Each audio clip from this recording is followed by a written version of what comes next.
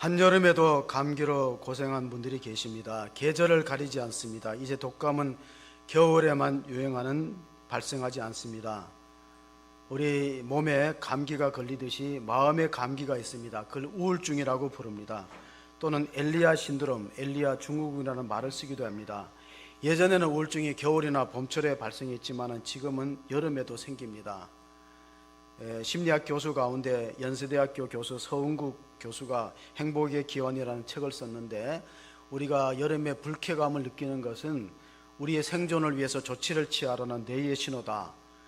더우니까 생존을 위해서 조치를 취하라는 뇌의 신호라고 볼 수 있다고 했습니다. 행복은 강도가, 세기가 얼마나 중요하냐, 강도가 중요한 게 아니라 빈도가 중요하다. 우리가 일상생활에서 행복을 찾는 것이 참으로 중요한데, 5월달 이제 가정의 달에 우리나라에서 보도되기를 특집 기사로 4050 세대가 공황장애 비율이 가장 높다고 통계를 발표했어요. 40세대, 50세대의 이 공황장애 비율이 가장 높아서 우리 한국의 국민건강보험공단의 통계에 의하면 20만 명 이상 생겼다는 공황장애가. 공황장애는 패닉 디스오더라는 말을 쓰는데, 이 10년 전에 비해서 2.5배 갑자기 늘어났어요. 공황장애가 생기면 식은땀이 나고 막 숨이 답답하고 심장이 빨리 뛰고 쓰러질 것 같은 그런 두려움, 불안 증세가 공황장애인데, 이게 예전에는 이제 그 연예인 병이라 그래갖고 뭐 김구라, 이병헌, 뭐 이경규 이런 사람들이 생기는데, 지금 이제 4050 세대가 많이 생긴다고 발표를 했습니다. 외국의 경우에는 2030 세대가 많이 생기는데, 우리나라는 왜 40대가 가장 높고 50대가 그 다음 순위인가? 이게 윗세대, 권위적인 윗세대 밑에서 지시를 받고 또 자율적인 아래 사람들의 끼인 세대가, 샌드위치 세대가 4050 세대예요. 그러니까 자기 위에 상관들은 5, 60대 사람들은 권위적으로 시키고, 밑에 사람은 또 잘 따르지 않으니까 중간에서 압박감을 느끼는 심리적인 두려움. 그리고 또 하나는 우리가 잘 아는 것처럼 4050 세대쯤 되면은 자녀들이 이제 대학교 다닙니다. 자기 건강도 예전만 못해요. 그리고 미래가 불투명하니까 갑자기 사무실에 있다가 가슴이 답답해지면서 숨이 막히는 그런 질식하는 사태, 이런 게 우리 가운데 나타난다는 겁니다. 그래서 우리나라는 40대 사망률이 세계에서 가장 높아요. 안 좋은 거는 다 우리나라가 갖고 있어. 자살률도 OECD 국가 가운데 몇이라고? 1위에 1위. 자, 그러면 이 엘리야 증후군, 그 소위 말하면 우울증은 어떤 모습으로 나타나는가? 3절 4절 우리가 본문에 열왕기상 우리가 3절 4절을 읽어봅니다. 그가 이 형편을 보고 일어나 자기의 생명을 위해 도망하여 유다에 속한 브엘세바에 이르러 자기의 사원을 그곳에 머물게 하고, 자기 자신은 광야로 들어가 하룻길쯤 가서 한 로뎀나무 아래에 앉아서 자기가 죽기를 원하며 이르되, 여호와여 넉넉하오니 지금 내 생명을 거두시옵소서. 나는 내 조상들보다 낫지 못하나이다 하고. 자, 우울증의 증세가 죽고 싶다는 겁니다. 자꾸 살 의욕이 떨어지고 낙담이 되고 죽고 싶다는 거예요. 그럴 때 우리가 주변에서 그 말을 허투루 듣지 말고 가볍게 듣지 말아야 됩니다. 우리가 성경에 보면은 하나님이 그 위대하게 썼던 인물 가운데 정말 이 절망에 빠져갖고 죽고 싶다고 고백한 사람들이 한둘이 아니에요. 제가 이제 감사한 거는 설교를 준비하다가 이런 생각을 했어요. 하나님이 우리 기도를 다 안 들어주신 게 얼마나 다행인가. 만약에 우리가 죽고 싶다 할 때 기도 들어줬으면요, 이 땅에 살아남을 사람 별로 없어요. 안 들어준 걸 감사하게 여기시기를 바랍니다. 모세도 그런 기도를 했습니다. 민수기 11장 14절 15절에 보면 모세가 이렇게 기도합니다. 책임이 심히 중하여 나 혼자는 이 모든 백성을 감당할 수 없나이다. 주께서 내게 이같이 행하실진대 구하옵나니 내게 은혜를 베푸사 즉시 나를 죽여 내가 고난당함을 보지 않게 하옵소서. 고생하는 것보다 차라리 날 지금 죽여달라는 거예요. 사는 게 너무 힘들고 어렵고, 이 백성들 내가 낳았습니까? 말도 안 되는 이스라엘 백성 장정만 60명 이끌어 가니까 하나님이 모세에게 처방전을 줍니다. 그러지 말고 70명의 장로를 세워서 같이 짐을 나누어지라, 이렇게 이제 부탁을 합니다. 또 요나도 그런 고백을 한 적이 있습니다. 우리가 하나님이 쓰셨던 요나라는 선지자는 요나서 4장 3절 4절에 보면요, 여호와여 원하건대 이제 내 생명을 거두어 가소서. 사는 것보다 죽는 것이 내게 나음이니이다 하니 여호와께서 이르되 내가 성내는 것이 옳으냐 하시니라. 자, 박농쿨을 그늘을 만들어 줬다가 하나님 박농쿨 마르게 하니까 뭐 땡볕에 살기가 힘들고 죽고 싶다는 고백을 하는 겁니다. 여러분, 우리가 우울증의 증세가 뭐냐면요, 사는 것보다 차라리 죽는 게 낫다고 생각하는 게 우울증이에요. 그리고 이거는 믿음이 좋다고 안 걸리는 것도 아니에요. 보세요, 모세가 얼마나 믿음이 좋고 요나가 얼마나 하나님의 앞에 위대하게 쓰임 받았어요. 우울증이라는 것은 마음의 감기 같아서 이거 잘 빨리 발견해서 상담 치료, 또 약물 치료, 공황장애 같은 거는 빨리 치료가 필요한 거예요. 근데 오늘 그 엘리야가 죽기를 구했던 게 로뎀 나무거든요. 이 로뎀 나무가 왜 거기서 자꾸 죽고 싶어 할까? 네, 교회 카페 중에서 이름이 가장 많은 게 뭐라고요? 네, 우리 교회 카페 이름이 뭐죠? 누가 지었을 것 같아요? 네, 제가 지었어요. 네, 어떻게 지었을까요? 네, 아무 생각 없이 지었어요. 네, 왜냐하면 이 엘리야가 로뎀 나무에서 쉬었다 그래갖고 이거 교인들이 와서 씻으면 되겠다 하고 지었던 겁니다. 병원마다도 다 이 카페가 있어요. 근데 이제 2000년 초에 이건희 회장이 암이 생겼던 것 같아요. 그래서 미국에서 가장 유명한 암센터 MD 앤더스 암센터에 자기 주치의 이종철 박사하고 갔어요. 그래서 거기서 스타벅스에서 커피를 마시면서 이 박사 이거 보고 느끼는 게 없어. 그러니까 그 대답을 못하니까 이거 봐, 우리 병원에도 이거 한번 해봐. 그래서 병원의 최초의 카페가 삼성의료원입니다. 그러니까 이건희 박사가 굉장히 머리가 뛰어나고 미래를 보는 안목이 탁월하다는 거예요. 병원에 카페가 생기고, 지금 다 카페가 뭐 없는 데가 없죠. 거리마다, 병원마다, 교회마다. 근데 로뎀 나무 그늘에서 죽기를 구했던 엘리야를 보면서 우리가 생각할 것은 이 우울증의 원인이 세 가지가 있어요. 첫째는 뭐냐면은 바로 유전적인 요인입니다. 그러니까 저도 이제 MBTI를 검사해 보면 가장 주도적인 그 성향이 이제 I가 있고 E가 있는데, 이 I가 시작되는 MBTI의 I가 시작되는 사람은 내향적인 사람이에요. E가 시작되는 사람은 외향적인 사람입니다. 그러면 유전적으로 I가 걸릴 확률이 높아요. 우울증에. 그리고 저는 히포크라테스 기질론으로 보면 우울증의 기질이 제가 높게 나타나거든요. 그러니까 조심해야 된다. 유전적인 요인이 있다. 그 다음에 두 번째로는 신체적인 요인이 있어요. 너무 탈진하거나 피로감이 또 기운이 빠지거나 쉬지 못했을 때. 그래서 이제 교회마다 큰 교회는 안식년을 주는 이유가 목사님들이 탈진하지 말고 건강하게 힘있게 사역하라고 신체적인 쉼을 주는 거죠. 그 다음에 이제 중요한 요인이 환경적인 요인이 있어요. 대개 여자들 같은 경우에는 산후 우울증이 있고 갱년기 우울증이, 신체적인 변화가 있을 때 우울증이 찾아옵니다. 근데 오늘 우리가 환경적인 변화를 보면요, 이게 엘리야가 어떤 환경에 처해 있는가 1절 2절을 보면 잘 드러나고 있습니다. 1절 2절을 보면요, 아합이 엘리야가 행한 모든 일과 그가 어떻게 모든 선자를 칼로 죽였는지를 이세벨에게 말하니, 이세벨이 사신을 엘리야에게 보내어 이르되 내가 내일 이맘때에는 반드시 내 생명을 저 사람들 중 한 사람의 생명과 같게 하리라. 그렇게 하지 아니하면 신들이 내게 벌리에 벌을 내림이 마땅하니라 한지라. 이세벨은 아합 왕의 부인인데 아주 악독합니다. 나봇의 포도원을 뺏기 위해서 음모를 꾸며갖고 나봇이 왕을 거역했다는 그런 모함을 해갖고 돌로 쳐서 죽이고 포도원을 뺏고 그런 사람이에요. 두로와 시돈 출신의 공주였어요. 그런데 아합 왕이, 두로란 나라가 북쪽에 있거든요. 이스라엘은 지형을 보면 서쪽은 지중해고 동쪽은 사막지대이기 때문에 북쪽만 막으면 돼요. 그러니까 정략적으로 두로와 시돈과 하천을 맺게 해서 그 공주를 아내로 맞이는 이세벨이 악독한 사람이에요. 우리나라 속담에 여자가 한을 품으면 5,6월에 소리가 내려. 그런데 이제 한을 품었어요. 바알과 아세라 그 제사장들을 죽였거든요. 기손 시내에 가서 엘리야가. 그러니까 당신도 죽는다. 두려움이 휩싸여 왔어요. 그런데 엘리야가 열왕기상 18장에는 상당히 용기 있고 불의 사자였는데, 갑자기 19장에는 낙담하고 절망해서 죽기를 구하니까 한 사람이 이렇게 어떻게 달라질 수 있는가? 이게 우리의 모습이에요. 우리는 다 양면성이 있어요. 어떤 면은 상당히 용기가 있고 대단한 것 같은데, 또 어떤 면은 우리가 상당히 약한 부분이 있어요.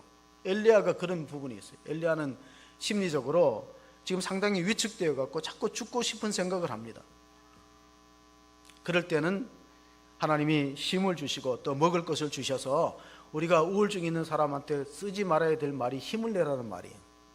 힘을 내고 싶은데 힘을 안 내는데 자꾸 힘을 내라면 어떡해요? 그 대신에 뭘 줘야 돼? 맛있는 걸 사줘야 돼. 먹을 것을 주고 쉬다 하는 것이 오히려 도움이 됩니다. 아기 3명을 낳은 여자는 우울증 안 걸린대요. 아기 키우느라고 시간 다 보내서 우울증이 걸릴 시간이 없어. 아기를 그래도 안 놓으려고 그러는데 아기를 3명 이상 놓은 그 여성들은요 우울증이 잘 안 찾아와요. 옛날에는 우울증이 별로 없었어요. 아기를 너댓 낳다가 그 애들 뒷바라지하고 애들 키우는데 시간 다 가는데 언제 우울증이 찾아올 시간이 있어요. 요즘은 안 그렇지요. 자, 미국을 움직이는 백인이라는 명단을 발표했어요. 그 중에 한 사람이 리 워렌 목사입니다. 미국을 움직이는 백인. 근데 이분이 이제 얼마 전에 은퇴했어요. 43년간 개척하고 목회했다가 얼마 전에 은퇴를 했는데 10년 전에 어떤 일이 있었냐면은 막내 아들이 매투헬입니다. 리 워렌 목사님은 오바마 대통령 취임식 때 대표기도 한 사람이에요. 근데 리 워렌 목사님 막내 아들 매투 워렌이 27살 나이에 10년 전에 2013년도 7월 27일 생을 마감했어요. 오랫동안 우울증에 약을 먹고 시달리다가. 그래서 이게 보통 일이 아니구나. 이거는 목사님 가정에도 생길 수 있고 믿음이 좋은 가정에도 생길 수 있고 링컨도 전기 가운데 작가 가운데 이런 말이 있어요. 링컨 전기 그 작가 가운데 링컨의 우울증이라는 책을 썼어요. 그러니까 이걸 잘 극복하면 위대한 인물이 됩니다. 링컨은 그걸 잘 이겨냈죠. 여러 가지 어려운 실패와 고난을 통해 잘 이겨냈어요. 그러나 이겨내지 못하면 어려움을 겪는다. 우리 옛말에 호사다마라는 말이 있어요. 좋은 일 뒤에는 마귀가 틈탄다. 열왕기상 18장에는 엘리야가 갈멜산에서 영적 대결을 해갖고 하늘에서 불을 내려갖고 송아지를 각을 뜬 제물을 살랐어요. 바알의 선지자 450명, 아세라 선지자 400명, 850대 1의 영적 전투를 갈멜산에서 했는데 갈멜산은 포도 농사가 잘 되는 그런 곳입니다. 거기서 하늘에서 불이 누가 내리느냐, 그게 참신이다. 그러니까 바알과 아세라 제사장들은 자기 몸을 칼로 막 창으로 피를 흘리면서 신의 이름을 불러요. 그런데 이제 엘리야는 백성들에게 기도하자. 우리가 기도할 때 하늘 문이 열고 닫힌다. 야고보서에 보면요, 야고보서 5장에 엘리야는 어떤 인물인가? 17장 18절에 보시면은 엘리야는 우리와 성정이 같은 사람이라되 그가 비가 오지 않기를 간절히 기도한즉 3년 6개월 동안 땅에 비가 오지 아니하고 다시 기도하니 하늘이 비를 주고 땅이 열매를 맺었느니라. 엘리야는 하늘 문을 열고 닫을 수 있는 기도의 능력자다. 불의 사자다. 그렇지만은 또 영적으로 침체가 없고 다운이 되면요 자꾸 죽고 싶은 생각이 있는 인간의 모습이에요. 제가 이제 그 갈멜산 엘리야 기념교회로 올라가 봤어요. 동상이 하나 서 있는데 엘리야의 동상이 어떻게 서 있는가 한번 여러분 그 갈멜산에 세워진 엘리야 상을 보시면요 이 칼이 굽어졌어요. 물어봤어요. 칼이 왜 직선이 아니고 저렇게 휘어졌나니까 무당들 바알과 아세라 무당들 850명 기존신에 죽이면서 칼이 휘어졌다. 그걸 이제 표현한 것이랍니다. 그만큼 엘리야는 위대한 하나님의 사람이었고 또 신약을 대표하는 사람입니다. 우리가 신약 성경에 변화산에 올라갔을 때 예수님의 용모가 변화됐다. 마태복음 17장에 보면요 예수님이 누구와 얘기합니까? 모세와 엘리야. 모세는 율법을 대표하고 엘리야는 예언서를 대표하는 거예요. 그 위대한 인물이 이렇게 갑자기 죽을 생각을 했을까? 그리고 엘리야가 큰 일을 한 것은 엘리야 개인의 힘이라기보다가 이스라엘 백성들의 합심 기도가 이루어졌던 것입니다. 계시록에 보면 기도는 어떤 것이냐? 우리가 계시록 8장 3절 4절 보면 이런 말씀이 있어요. 또 다른 천사가 와서 제단 곁에 서서 금 향료를 가지고 많은 향을 받았으니 이는 모든 성도의 기도와 합하여 보좌 앞 금 제단에 드리고자 함이라. 향년이 성도의 기도와 함께 천사의 손으로부터 하나님 앞으로 올려가는지라. 여러분의 기도는요 제단에서 피우는 향처럼 하나님께 올라가는 것을 믿으시기 바랍니다. 절대로 흩어지지 않아요. 기도가 올라가고 쌓여서 그것이 불의 응답으로 나타난 거예요. 성도들의 기도가 향년이 되어서 하나님의 보좌를 움직이면 하나님이 그 불의 응답을 통해서 이스라엘 민족에게 하나님의 살아계심을 증거했습니다. 엘리야라는 이름은 여호와는 하나님이시라는 이름이고 이세벨의 이름은 바알은 우리의 아버지라는 이름이야. 그러니까 영적 대결이 있는 거예요. 그래서 많은 사람들이 바알과 아세라 우상에게 넘어갔는가? 우리가 금요일 날 심야 기도할 때 이단에 대해서 말씀을 들었는데, 신천지가 지금 전도하다가 안 되니까요, 미모의 여성들을 미끼로 삼아서 그들이 남자들에게 접근해서요 신천지로 넘긴대요.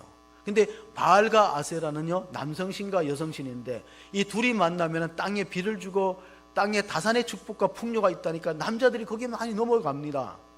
아세라 목상에게 절하고 우상에게 절합니다. 그런데 우리가 열왕기를 읽어보면요, 바알에게 입맞추지 않고 바알에게 무릎 꿇지 않는 7,000명이 남겨져 있어요. 하나님의 엘리야가 자기 혼자만 이렇게 고군분투하고 싸우다가 낙심하고 절망했다고 시험 들었는데, 그렇지 않아요. 여러분, 교회 봉사하다가 시험 들지 마시고 여러분을 위해서 기도하는 우리 믿음의 성도가 있다는 것을, 또 교역자가 있다는 것을 기억할 수 있기를 바랍니다. 자, 우울증이라는 게 왜 위험하냐면요, 가만히 고치지 않고 놔두면은 외향적인 사람은 공격 성향으로 나타나요. 남을 해치는 거예요. 그리고 내성적인 사람은 자기를 해치는 거예요. 자, 우리가 이제 이단 사이비들이 우리가 힘든 게 뭐냐면은 가정을 무너뜨립니다. 자녀들이 돌아오지 않고 가정을 무너뜨려요. 그래서 이 엘리야는 목숨을 걸고 영적 대결을 하는데, 아합왕에게 신청하죠. 우리가 대결하자, 결투를 하자, 영적인 대결을 하자, 갈멜산에 올라가자. 그래서 같이 송아지를 각을 떠서 나무 위에다가 올려놓고 불 붙이지 마라. 하늘에서 불이 내려오면 그게 진짜 신이다. 그때 열왕기상 18장에 37절 38절의 모습을 보면, 여호와여 내게 응답하소서, 내게 응답하소서. 이 백성에게 주 여호와는 하나님이신 것과 저는 그들의 마음을 되돌이키심을 알게 하옵소서 하며, 이에 여호와의 불이 내려와 번제물과 나무와 돌과 흙을 태우고 또 도랑의 물을 핥은지라. 자, 이스라엘의 제단이 무너졌어요. 예배를 안 드렸다는 거예요. 그 무너진 제단을 수축했어요. 엘리야가 12돌을 수출하고 물도 12덩이를 제단 주위에다 부었어요. 왜 물을 갖다가 부었냐면, 지금 비가 안 내려갖고 물이 귀한데 물을 왜 아까운 물을, 피 같은 물을 부었냐면, 나는 인위적으로 불을 붙이지 않는다. 나는 사기하지 않는다. 짝퉁 예배를 드리지 않는다. 나 하나님의 불을 기대한다고 했을 때 하나님께서 응답해 주셨던 것입니다. 다시 우리가 본문으로 돌아와서 5절 6절을 읽어보겠습니다. 열왕기상 19장 5절 6절. 로뎀나무 아래에 누워 자더니 천사가 그를 어루만지며 그에게 이르되 일어나서 먹으라 하는지라. 본즉 머리맡에 숯불에 구운 떡과 한 병물이 있더라. 이에 먹고 마시고 다시 누웠더니. 자, 힘이 필요한 사람들이 있어요. 너무 육체적으로 탈진해 있는. 미국에서 한번 조사를 해봤대요. 목사님들 통해서 조사를 하니까 이런 아주 뜻밖의 결과가 나왔어요. 나는 지금 목회를 그만둘까 고민하고 있다. 10명 중에 4명이에요. 목회에 대한 사명감도 식어지고 보람도 없고 너무 또 경제적으로 어려우니까 이 목회를 계속 해야 될까 말아야 될까 고민하는 사람이 10명 중에 4명이라는, 미국의 경우. 그걸 뭐라고 그러냐면 번아웃되었다 그래요. 다 타고 쟤만 남았다는 거예요. 아마 엘리야도 그런 경향 같아요. 내가 정말 주님을 위해서 목숨을 걸고 사역하고 일했는데 남는 게 없다. 허탈하다. 여러분, 연예인들이 왜 마약 하는지 아세요? 무대에서 그렇게 박수와 환호성을 받고 공연이 끝나고 집에 가면 허탈해져요. 막 마음이 허전한 게 견딜 수가 없어요. 그래서 마약에 손대는 거예요. 그래서 연예인들이 마약을 안 하는 방법 중에 하나가 예수 믿는 거예요. 제가 가끔 주일날에 성도들이 이렇게 밀물처럼 와서 예배를 드리다가 다 빠져나고 썰물처럼 빠져나고 집에 둘이 있으면 허전해요. 애들도 없고 둘만 있잖아요. 애들 먹고. 그러니까 뭔가 마음이 공허한 게, 하나님의 그늘이 필요하다, 그런 생각을 하게 되면서 우리가 시편에, 오늘 우리가 시편 121편 보면요, 왜 로뎀나무 그늘에 피했을까? 근데 로뎀나무라는 게 이스라엘에 가보니까 크지 않아요. 마치 그 키도 1, 2m 밖에 안 되고 빗자루처럼 숱이 많아. 그러니까 로뎀나무 그물에 머리를 집어냈다는 거 비참하다는 거예요. 그늘이 별로 안 생깁니다. 자, 누가복음 15장에 보면은 돼지가 먹는 지엽날매의 열매를 탕자가 먹고 배불러도 배고파요. 비참하다는 거예요. 지엽 열매는 비참하다. 로뎀나무 그늘에 머리를 집어넣는 것은 비참하다는 거예요. 하나님의 그늘이 필요한 것이죠. 시편 121편 5절 6절 보시면, 여호와는 너를 지키시는 이시라. 여호와께서 내 오른쪽에서 내 그늘이 되시나니 낮에 해가 너를 상하게 하지 아니하고 밤의 달도 너를 해치 아니하리로다. 이스라엘은 우리하고 생각이 다른 게 뭐냐면 이스라엘은 그늘이 은혜예요. 땡볕은 저주예요. 하도 뜨거운 지역이니까. 그러니까 우리가 하나님의 그늘, 전능자의 그늘이 시편 91편에 있고 우리가 주의 날개의 그늘 아래 피하리다. 그것도 시편 61편에 있어요. 우리가 그늘이라면 이스라엘 사람들의 그늘은 하나님의 은혜를 뜻하고 햇볕이 쨍쨍 내리쬐는 것은 그건 하나님의 은혜가 없고 저주된 상태를 말하는 거예요. 그늘 앞에 피하려고 했지만은 진정한 그늘이 되지 못한다. 이제 마지막으로 우리가 본문의 마지막이 7절 8절인데 열왕기상 19장 7절에 보면 여호와의 천사가 또 다시 와서 어루만지며 이르되 일어나 먹어라. 내가 갈 길을 다 가지 못할까 하노라 하는지라. 이에 일어나 먹고 마시고 그 음식물의 힘을 의지하여 40주 40야를 가서 하나님의 산 호렙에 이르니라. 자, 호렙하면 생각나는 게 모세가 하나님 만난 장소가 호렙산, 시내산. 너 문제 해결하려면 어떻게 하려고? 하나님 만나라. 여러분, 하나님 만나면 우리의 모든 문제가 해결될 줄로 믿습니다. 하나님 만나는 게 중요한 거예요. 하나님 만나서 음성 듣고 그 음성 듣고 하나님의 지시를 따르면 하나님의 처방전이 되는 거예요. 하나님의 전능자의 그늘 안에 참 안식이 있다. 근데 전능자의 그늘보다 더 좋은 건 십자가의 그늘이에요. 십자가의 그늘 앞에 나 쉬기 원하네. 우리가 일주일에 한 번씩 십자가 그늘 앞에 쉰다는 게 얼마나 큰 축복입니까? 서울의 예수라는 시를 썼던 정호승 시인이 있습니다. 우리에게 외로우니까 사람이다, 그런 제목의 시도 있고 내가 사랑하는 사람이라는 시가 있어요. 제가 한번 소개해 드리겠습니다. 나는 그늘이 없는 사람을 사랑하지 않는다. 나는 그늘을 사랑하지 않는 사람을 사랑하지 않는다. 나는 한 구리의 그늘이 된 사람을 사랑한다. 햇빛도 그늘이 있어야 밝고 눈이 부시다. 나무 그늘에 앉아 나뭇잎 사이로 반짝이는 햇살을 바라보는 세상은 그 얼마나 아름다운가. 나는 눈물이 없는 사람을 사랑하지 않는다. 나는 눈물을 사랑하지 않는 사람을 사랑하지 않는다. 나는 한 방울의 눈물이 된 사람을 사랑한다. 기쁨도 눈물이 없으면 기쁨이 아니다. 사랑도 눈물이 없으면 사랑이 어디 있는가? 사랑도 눈물이 없는 사랑이 어디 있는가? 나무 그늘에 앉아 다른 사람의 눈물을 닦아주는 사람의 모습은 그 얼마나 고요한 아름다움인가. 여러분, 주님은 제자들의 발을 닦고 눈물을 씻겨주고 천사를 보내서 엘리야를 위로하고 쉬라, 먹어라, 숯불에 구운 고기와 한 병 물을 먹고 힘을 얻어서 하나님 만나라. 너 40주 40야. 여러분, 40주 40야는 비가 내린 시간, 홍수가 비가 내린 시간, 모세가 40일 금식 기도한 시간, 또 우리가 40년 광야의 고난의 시간이 40주 40야로 표현된 것입니다. 그래서 하나님 만나면은 문제가 해결되고 또 하나님 만남으로써 우리가 천사의 위로를 받을 수 있는데, 히브리서 1장 13절에 보면 모든 천사는 부리는 영으로 하나님의 구원받을 후사를 섬기라고 부르지 않았는가? 천사는 왜 보냈는가? 천사는 왜 만들었는가? 여러분을 민도로 만들었어요. 천사는 여러분들에게 영적 보디가드다. 눈에 보이지 않아요. 그러나 우리 자녀를 돌보고 지키고 함께하는 거예요. 자, 이 부엘세바라는 지역은 이스라엘 지역의 남단이에요. 그러니까 부산쯤 되죠. 부산까지 피해갔어요. 거기 가서 죽고 싶다, 그런 생각을 하는 거예요. 기도라는 것은 영적인 호흡이라 그러기 때문에 호흡을 길게 하는 게 필요해요. 호흡을 빠르게 하면요, 맥박수가 올라가고 여러 가지로 이제 몸에 안 좋은 현상이 나타나기 때문에 코로나를 후유증 없이 치료하기 위해서는 코로 깊이 숨을 들어 마시고 입으로 숨을 내쉬는 훈련을 해보세요. 깊이 들어 마시고 입으로 숨을 내요. 우리가 숨이 짧으면요, 이게 그 실수를 많이 하는데, 부산시 어머니 합창단이 있어요. 근데 이걸 빨리 읽으면 부산 시어머니 합창단이 되는 거예요. 잘 띄어쓰기를 잘해야 돼요. 부산 시어머니 합창단. 지금은 전화가 없이 다 핸드폰을 쓰는데, 옛날에 이제 집에 전화가 있을 때 어떤 집에 전화가 걸려왔어요. 받아보니까 당신네 집의 어머니를 우리가 납치해 갖고 있으니까 돈을 보내라는 인질범이 둘이 전화한 거예요. 그래서 마침 며느리가 받았거든요. 부잣집인 걸 알고 할머니를 납치한 거예요. 그런데 며느리가 한마디로 우리는 당신한테 줄 돈이 없다, 끊어버렸어요.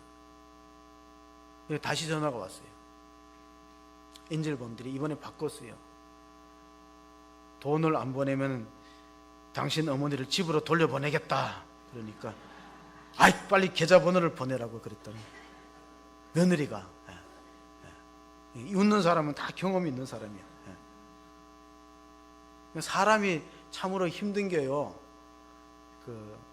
일의 문제가 아닌 것 같아요. 회사를 간두는 사람들 보면 일 힘들어 간두는 사람 별로 없어요. 인간관계 힘든 거예요, 사람이. 어떤 분은 시댁하고 관계가 나쁘니까 시금치를 안 먹어. 그리고 성경은 시편을 안 읽어. 왜? 시자 들어간 거 다 싫다는 거예요. 10길 물속은 알아도 한 길 사람 속 모른다는 말이 있잖아요. 우리는 갑자기 돈을 많이 벌고 싶은 욕심이 있어요. 그래서 로또도 사기도 하고 일확천금을 꾸는데요, 잘 아셔야 돼요. 로또가 되면 남자들은 이민을 생각하고 여자들은 이혼을 생각해요. 그러니까 남편들이 자꾸 로또를 사는 걸 너무 좋아할 필요가 없다 하는 사실을 말해주고 있습니다. 자, 지금 우리 통합 측에는 이 목회자가 얼마 전에 이제 목사고시 합격자 명단을 발표했는데요, 거의 한 45% 이상은 합격이 돼요. 그런데 매년 400~500명이 쏟아지다 보니까 이게 수급이 안 되는 거예요. 왜 수급이 안 되냐면요, 교회와 목회자 수는 느는데 교인 수가 줄어요. 교인 수가. 우리가 몇 년 사이에 10만 이상 줄었어요. 이제 대안이 뭐냐면은, 유일한 대안이 있다면 이제 통일이 되면은요, 우리 많은 이제 목회자들이 북한에 가서 교회를 세우면 되는데, 문제는 뭐냐면요, 이단들이 잘 준비하고 있어요. 이단들이 지금 북한에 들어가서 교회를 세울 만반의 준비를 하고 있어요. 우리가 그 이단만큼 준비가 안 되어 있다는 게 문제예요. 바알과 아세라들은 그 시대를 지배하는 종교가 되고 말았어요. 오히려 여호와를 섬기는 일이 숫자도 적고 엘리야가 혼자 싸우다가 지쳐버린 상황이에요. 엘리야는 지금 자기가 죽을까 봐 두려워하는 거예요. 이제 내 목숨이 경각에 달렸구나. 근데 염려하지 말 것은, 엘리야는 죽었어요, 안 죽었어요? 안 죽었어요. 구약 성경에 수많은 사람들 가운데 유독 두 사람이 죽음을 보지 않았는데, 한 사람은 에녹이에요. 에녹은 창세기 5장 24절에 에녹이 하나님과 동행하더니 하나님 그를 데려가셨다. 어떤 성경학자는 이렇게 말합니다. 에녹이 하나님과 데이트하더니 하나님이 이제 올라오라 그래서 안 죽었다는 거예요. 엘리야는 불병거를 타고 승천했어요. 그러니까 구약의 수많은 사람들 가운데 죽음을 보지 않은 사람이 엘리야인데, 우리가 앞당겨서 자꾸 걱정하는 거예요. 걱정도 팔자다, 걱정도 습관이다. 자꾸 염려하는 습관이 있기 때문에 그런 증세들이 찾아오는 경우도 있습니다. 우울한 나라에서 우울한 군하고 우울한 걸하고 서로 사랑하게 되었대요. 그래서 우울한 군하고 우울한 걸이 여름철에는 우울하대라는 해수욕장에 가서 같이 수영도 하고, 또 고향에 내려가서 우울한 감이라는 과일도 먹고, 그렇게 서로 사랑하다가 부모들한테 가서 결혼을 승낙하다가 그러니까 신부 측에서 반대합니다. 우울한 군은 장래성이 없다는 거예요. 우울한 군.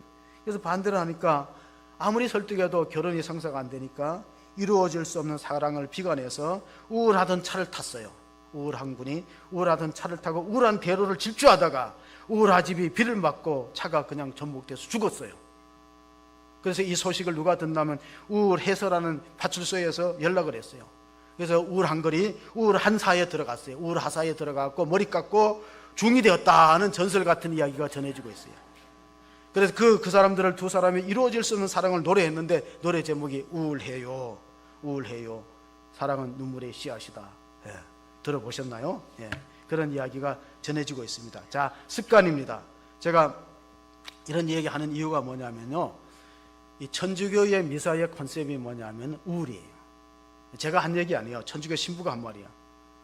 황찬현 신부가 우리 천주교는 고쳐야 된다. 천주교는 미사에 들어가면 참회 예절을 지키고 넷타시하고 가슴을 치기 때문에 천주교의 미사의 컨셉은 우울이다. 개신교의 예배의 특징은 기쁨과 감사와 찬양과 찬송이다. 기쁨과 웃음과 감사와 찬송이다. 그러니까 천주교도 바뀌어야 된다. 혹시 황창년 신부 아시는 분이 있어요? 아시는 분이 있어요. 얼마나 말을 재밌게 잘하는지 제가 별명을 붙였어요. 천주교의 장경동이다. 한번 들어보세요. 천주교의 장경동. 키에르케고르라는 철학자는 지루함은 죄악이라 그랬어요. 지루함. 그러니까 설교도 지루하면 죄가 될 수 있다는 거예요. 예. 그 지루하지 않게 하려고 몸부림치는 모습이 보이죠. 예. 열왕기상 19장 11절 12절도 한번 읽어보겠습니다. 열왕기상 19장 11절 12절 읽어봅니다. 여호와께서 이르시되 너는 나가서 여호와 앞에서 산에 서라 하시더니 여호와께서 지나가시는데 여호와 앞에 크고 강한 바람이 산을 가르고 바위를 부수니 바람 가운데서 여호와께서 계시지 아니하시 바람 위에 지진이 있으나 거기 가운데도 여호와께서 계시지 아니하며 또 지진 후에 불이 있으니 불 가운데서도 여호와께서 계시지 아니하시더니 불 위에 세미한 소리가 있는데 태풍이 지나가도 하나님은 안 계시고 지진에 나도 하나님은 안 계시고 불 가운데도 하나님 안 계시고 세미한 소리 하나님 음성이 들려왔다는 거예요. 여러분 우리가 살다가 보면은 힘들고 어려울 때 하나님 앞에 서는 서려고 애를 쓰는 게 필요합니다. 왜냐하면 하나님 앞에 선다는 것이 종교개혁자들의 좌우명의 라틴어로 코람데오 하나님 앞에 코람 앞에 서고 대오는 하나님이거든요. 하나님 앞에 서는 훈련이 필요해요. 하나님 우리에게 무엇을 주기 때문에 그렇습니까? 이제 어저께 우리 돌맞이하는 우리 교인 자녀가 있어서 시편 127편을 읽어드렸어요. 거기 1절 2절에 보면요 하나님이 모든 것을 우리의 가정과 우리의 사업을 주장하시는 분이라는 말씀이 있는데 여호와께서 집을 세우지 아니하시면 세우는 사의 수고가 헛되며 여호와께서 성을 지키지 아니하시면 파수꾼에 깨어 있음이 헛되도다. 너희가 일찍이 일어나고 늦게 누우며 수고의 떡을 먹음이 헛되도다. 그러므로 여호와께서는 그의 사랑하는 자에게 잠을 주시는도다. 이게 잠자는 게 축복이에요. 편안한 잠만 자도 여러분 모든 병은 잠을 제대로 자면요 자연적인 치유가 일어납니다. 근데 우리가 잠을 못 이뤄요. 열대야 때문에 그렇고 또 불면증으로 이제 태풍의 피해가 있기 때문에 좀 얘기하기 조심스럽지만 저도 가끔 잠이 안 올 때가 있어요. 그럼 어떤 방법을 쓰냐면요 유튜브에 보면요 빗소리가 있어요. 근데 이제 3분이나 5분 후면 화면이 꺼져야 되는데 이 빛이 있으면 멜라토닌이 생성이 안 됩니다. 그러니까 잠을 자야 될 시간이 10시 11시 이후에 깊은 잠을 자야 숙면을 취해야 멜라토닌이라는 호르몬이 나오면 우울증을 치료하는 항우울성 호르몬이 멜라토닌이에요. 근데 그거는 불빛이 없어야 돼요. 생성될 때. 그래서 핸드폰을 보는 건 안 좋아요. 핸드폰을. 그러니까 잘 때 습관적으로 핸드폰 보면요 멜라토닌이 안 생긴다니까요. 빛을 완전히 차단하기 위해서는 빗소리 유튜브에 보면 많이 저장된 게 있는데 그 중에 3분의 완전히 화면이 꺼지는 게 있어요. 그걸 보면 돼요. 저는 이제 빗소리 들으면은 마음이 고요해지면서 잠이 오기 때문에 자주 가끔 이용해요. 자, 그런데 하나님이 우리에게 2권의 책을 줬는데 빗소리는 자연의 소리잖아요. 갈릴레이 갈릴레오라는 사람이 그래도 지구는 돈다는 천문학자인데 하나님이 인간에게 2권의 책을 줬는데 하나는 자연이라는 책이다. 그리고 또 하나의 책이 뭐예요? 성경이에요. 성경. 그러니까 성경 읽는 게 가장 좋지요. 잠 안 올 때 성경 읽는 게 좋은데 자 성경 읽으려면 빛이 있어야 되는데 빛이 있으면 멜라토닌이 생성 안 되기 때문에 여러분 우리가 하나님 음성을 듣는 훈련이 필요합니다. 하나님의 말씀이 우리를 어떻게 치유하는가? 하나님이 사랑하는 자에게 잠을 준다 그랬는데 말씀을 들을 때 잠은 어떻게 돼요? 손해를 보는 거죠. 말씀을 들을 때 자꾸 눈을 감는 분들이 계세요. 눈이 피곤하십니까? 네. 눈은 언제 감아야 되냐면 잘 때 감아야 되는 거예요. 근데 눈을 예배 드릴 때 자꾸 감고 이러면 이게 말씀이 들어오지 않습니다. 설교학에서는 이렇게 말합니다. 설교학에서 하는 말이에요. 설교학에서 가장 중요한 건 아이 컨택이다. 눈에 마주침. 그래서 설교는 귀로 듣는 게 아니고 눈으로 듣는 거예요. 눈을 부릅뜨고 들어야 되는데 자꾸 눈이 감기면 우리가 그렇게 스스로 자유합니다. 하나님이 사랑하는 자에게 잠을 준다. 근데 성전에서 잠을 주는 거는 하나님이 사랑하는 게 아니라 못 듣게 하는 거예요. 못 듣게. 마귀가 방해하는 거예요. 마치 새가 그 씨앗을 가져가듯이 길가에 뿌려진 씨앗은 새가 집어먹잖아요. 말씀을 가져가 버리는 거예요. 말씀을 어떤 능력이 있기 때문에 우리의 영과 육을 치유하는가? 성경에 보면 말씀이 치유 능력이 있다고 히브리서 4장 12절에 말씀하고 있습니다. 같이 한번 읽어봅니다. 하나님의 말씀은 살아있고 활력이 있어 좌우의 날선 어떤 것보다 예리하여 혼과 영과 및 관절과 골수를 찍어 쫄리기까지 하며 또 마음의 생각과 뜻을 판단하느니. 그렇습니다. 하나님의 말씀은 우리의 정신을, 마음을 고치고 영을 새롭게 하고 관절과 골수를 찔러 쪼개서 건강을 준다는 거예요. 그러니까 하나님 말씀을 잘 듣고 순종하는 일이 얼마나 필요한가. 히브리서 11장 3절에 보면 모든 세계가 하나님 말씀으로 지어졌어요. 하나님 말씀으로 모든 세계가 지었기 때문에 우리가 세상의 잡다한 소리보다가 말씀에 집중하고 귀를 기울일 필요가 있다. 짐 엘리엇이라는 순교자가 전능자의 그늘이라는 책을 썼는데 우리의 영적 생활을 방해하는 게 세 가지 있다고 그랬어요. 여러분, 신앙 성장을 방해하는 세 가지가 하나가 소음이에요. 너무 소리가 많아요. 뉴스가 있고 뭐 또 그 뉴스 중에는 또 뭐 가짜도 있고 그렇다고 하고 사람의 소리가 너무 많아요. 그 다음에 또 하나는 군중이라는 거예요. 너무 많은 사람들 속에 우리가 있기 때문에 고요하게 조용하게 자기 혼자 생각할 수 있는 시간이 없어요. 여러분, 여름 휴가 때는 자기 혼자 조용하게 생각할 시간이, 가족들도 가까이 안, 혼자 가만히 생각해 보세요. 나는 누구인가? 내 인생은 어디로 가야 되는가를 생각하고 그렇게 필요해요. 그러니까 그럴 시간이 없다. 군중이라는 것이 우리의 신앙을 방해한다. 또 하나는 바쁘다는 거. 너무 바빠요. 사는 게 너무 바쁘니까 그런 생각을, 말씀을 들을 생각조차 없고 여유가 없어요. 예수가 우리를 부르는 소리 금성 부드러워. 문 앞에 나가서 사면을 보니 우리를 부르시네. 찬송가지요. 주의 음성을 내가 들으니 사랑한단 말일세. 믿는 마음으로 우리가 나아가지요. 예수님이 십자가에 달리실 때 그때가 6월절인데 우리나라로 말하면 8.15예요. 8.15. 8.15에는 광복절 특사가 있고 이스라엘은 6월절 특사가 있어요. 그래서 빌라도가 예수님이 무죄하다는 걸 알았어요. 빌라도는 정치하는 사람이니까 눈치가 빠르거든요.